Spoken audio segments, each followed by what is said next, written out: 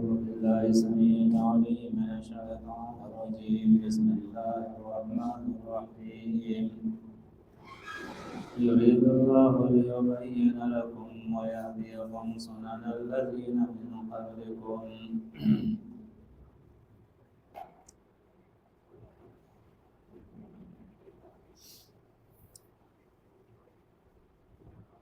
هدينا مخي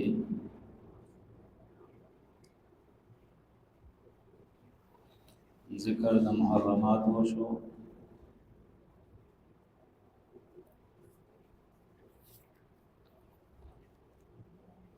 او دارنګي د نکاح مقصد چې هغه ذکر شو چې معاشره کې ګندګي ختم شي معاشره صفا شي او دا غیر لپاره د سزا ذکر شو وز دا غي حکمت ذکر کوي چې الله رب العزت دا خپل احکامات بیانې او دا رنګي د تیر شو خلکو حالات او واقعات بیانې د دې لپاره چې الله په خپل بنديانو مهرباني کول غواړي او کوم خلک چې د خواهشات او اتباع کوي هغه غواړي چې د حق نه واوړي او دیم په خواهشاتو پس روان شي د وحي په مقابله کې او دنیا او آخرت د دې تباشي یرید الله غواړي الله پاک لیبین لکم چې بیان کې تاسو ته ويهديكم او خيتا ستا سنن الذين طريقه دا خلقو من قبلكم چې مخکستا سنو ويتوب عليكم او مهرباني وکي پتا سو باندې راوګر چې تاسو ته نو مراد د دینه مهرباني دا والله والله پاک عليم خبير حكيم حکمت والده والله والله پاک يريد غواړي ان يتوب عليكم چې مهرباني وکي پتا سو باندې ويريد الذين او غواړي هغه خلق يتبعون الشهوات چروان دي په مزو د نفس پسې يتبعون الشهوات چروان دي په خواهشاتو د نفس پسې ان تميلوا دا چې ميلان کوي تاسو د شهواتو ته ميلان عظيما په ميلان لوی سره يريد الله غواړي الله پاک ان يخفف عنكم چې سپکي بوج تاسو نه د دنیا او د آخرت بوج تاسو نه سپکي نو احکامات دغه لپاره درکې او باغې کې الله ثاني پیدا کړي او خلق الانسان ضعيفا او پیدا کړی شوی د انسان کمزورې یا ایها الذين امنوا پس دې کې یو بل امر ذکر کړي د تدبیر امورنا چې आपस کې د یو بل مال چې هغه په ناجایز طریقو سره مخوري لین دین او تجارت کوي چې کم جایز دی یا ایها الذین آمنوا ایمان والا لا تاکلوا مخریتاس اموالکم مالنا د یو بل بینکم فمیسبل کے بالباطلی بناروا و طریقو سرا الا ان تکونا مگر دا چی تجارتا لین دین انترادن برزا منکم ستاسو آغای کم زور زبردستی رشته دے چی رضائی ولا تقتلوا او موجنی تاسو انفسکم نفسنا اقبل یعنی یوبل ان الله بشک الله پاک کان دې کوم پتا سو باندې رحیما ډېر مهربانا و مې يفعل او چا چې وکو ذالک دا کار یعنی دا کم کار نه چې الله منع کړی دی او بیا دې دا کار کوي و مې يفعل او چا چې وکو ذالک دا کار عدوانا فزیات سرا و ظلما او ظلم سرا عدوان کې اشاره ده یعنی کم الله چې حکم کړی دی دا غینا یو سړی مخ کې زی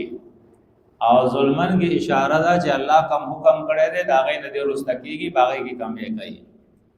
نو چا چې دا کار وکړو زیاته حکم ہے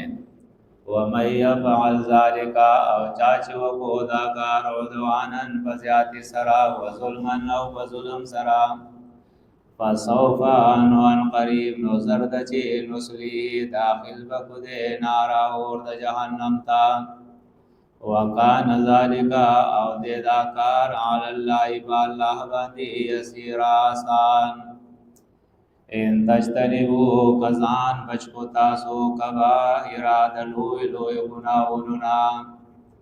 ما دهاغ گناہوننا تنہونا چمنے کے دیشی تاسو عنہ داغینا نو کفر نلربکمونگا عنکم ساسونا سیئاتکم بدئستاسو وندخلکم او داخل وقتاسو مدخلا زید داخل ولو کریم عزت منتا ولا تتمنوا او مغړی ما هغسا فضل الله چې فضل چې ورواله ور کړی دی الله پاک دی باغ سرا تمنا ویل کیږي وختو تا ارمان تا چې الله بچا فضل کړي او دی هغه ته ګوري او هغه سره حسد کوي او بس کیږي وتا الله وی دا کار مکوي ولا تتمنوا او مکوي ارمان ما دا غزا فضل الله چې ورواله ور کړه دی الله پاک دی باغ سرا بعضکم بعض تعالی بعضن بعض باندې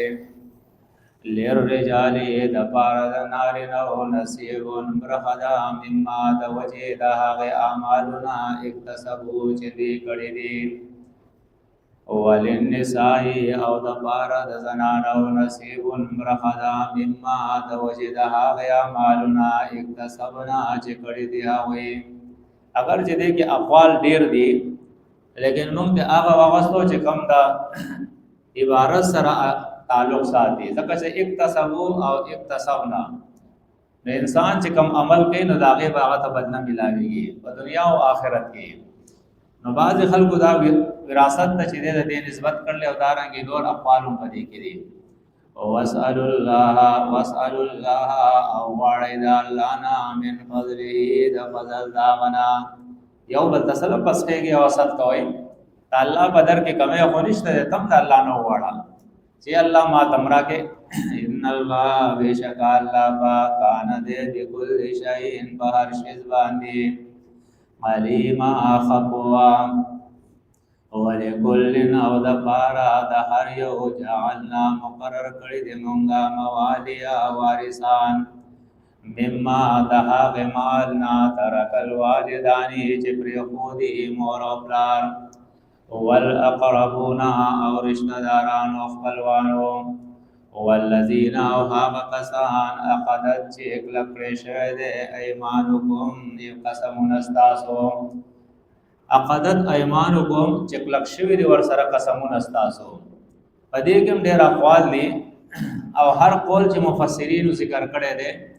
او دا غي نه وروسته بیا د لیکلي دي چې دا آیت په هغه مخکنی آیاتونو سره منسوخ شوی دی واجب خبره دا ده چې د وراثت مسله پایت یو لسم دولسم کې ذکر شوی هغه مخ کې تیر شوی دا او دا آیت چې ده دای د روز تراغه بیا نو په دې آیت دا آیت په منسوخ کو هغه مخکنی سره د دې آیت بیا څه بیانول ته ضرورت نو په دې کې یو قول چې هغه د ابو مسلم اصفهانی ذکر کړي چې مراد د عقدت ایمانکم نه چې ده هغه عقد د نکاح ده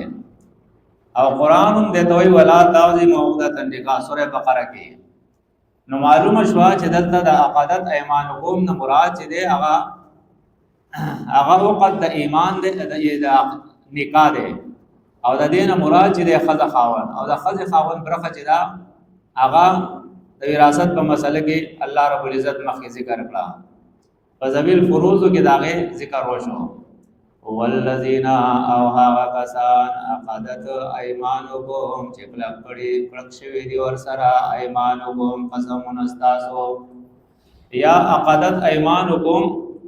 چې کلک کړي دي د هغه سره عهد او پیمان ایمانکم قسمون استاسو یعنی وعده سره تاسو کړل قسمونه کړل د یو بل سره والذین عقدت ایمانکم او هغه کسان چې مضبوط شوی دي کلک شوی دي دا وای سره ایمانکم قسمون استاسو فآتوهم نور کوي هغوی ته نصیبهم رقیدا وی چې کوم وراثت کې دي ان الله بشک الله پاک کان دے علی کل شیء شهیدا بهر شی باندې گواه سبحان الله و بحمده اشهد ان لا اله الا الله